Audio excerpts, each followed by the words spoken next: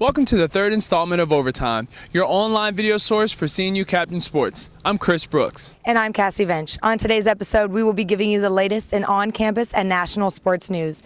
As always, let's start with our 3 cheers and 3 jeers. Our first cheer goes to the cross-country team. The men's team took home the USA South Championship for the 18th year in a row, a pretty impressive feat. Our second cheer goes to the CNU football team for taking home a 27-21 victory during homecoming weekend. Our third and final cheer goes to the volleyball team, who finished undefeated in the USA South with an 18-0 record.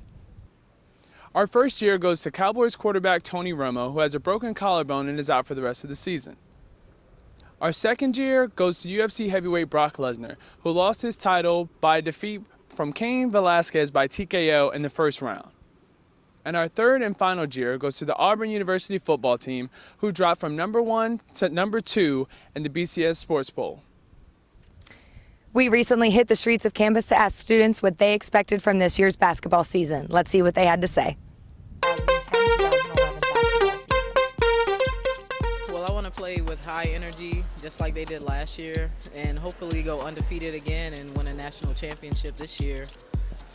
We expect to go really far. We expect to win conference, go deep into the NCAAs. We don't want anything less than what we got last year, and we're hoping that we can just improve and go further.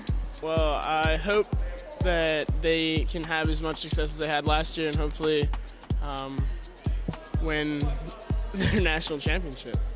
After the amazing dunking competition shown at Midnight Madness, I think we have the ability to kick some component tail and have a good showing.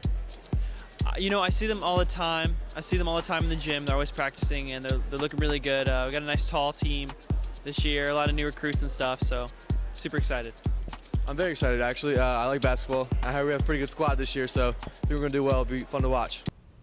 We here at Overtime are pretty excited about the basketball season as well.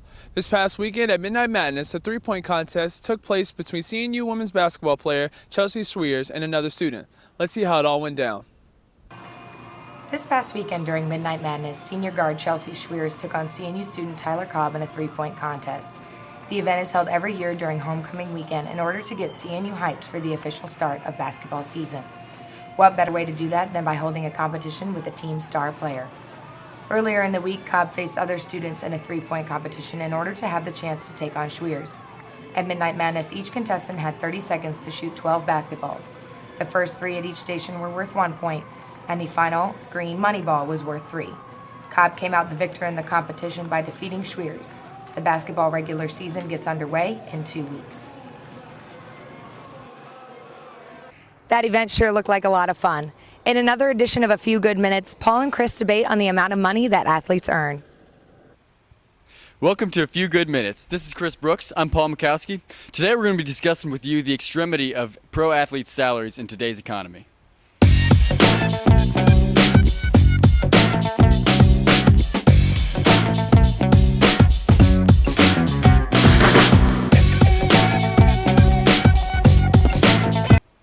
I can really understand why a lot of people feel that pro athletes' salaries are a little too high, but I think we should also look at ourselves as the fans.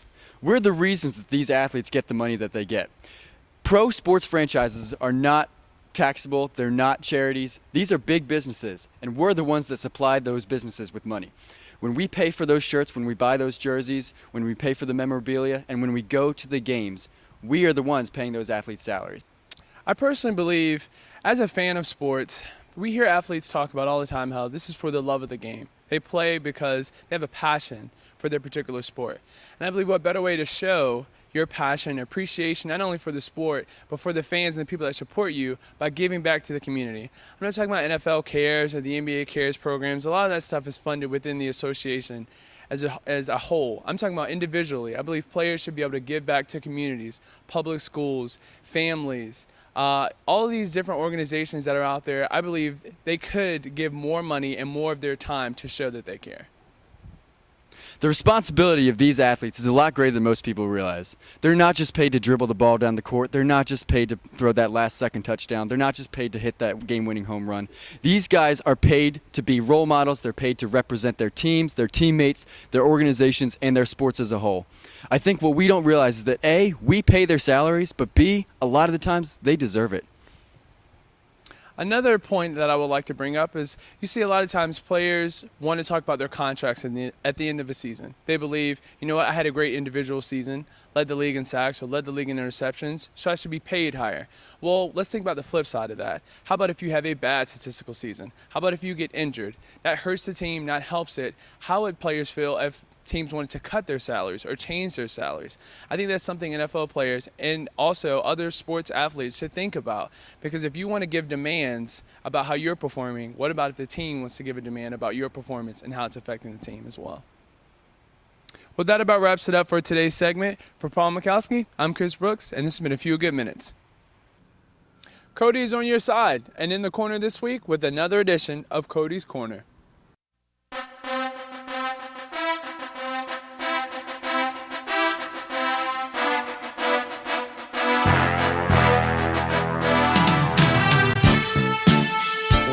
Hello, captains, and welcome to the second edition of Cody's Corner. The CNU volleyball team just keeps winning.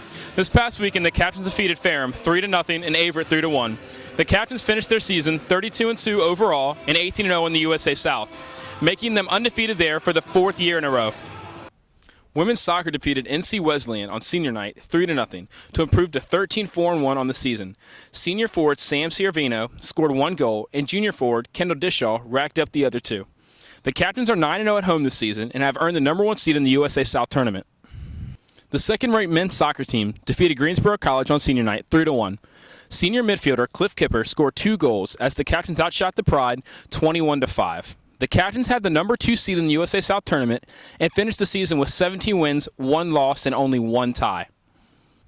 Field hockey lost this weekend to Rowan 3-0, despite being ranked 9th in the nation.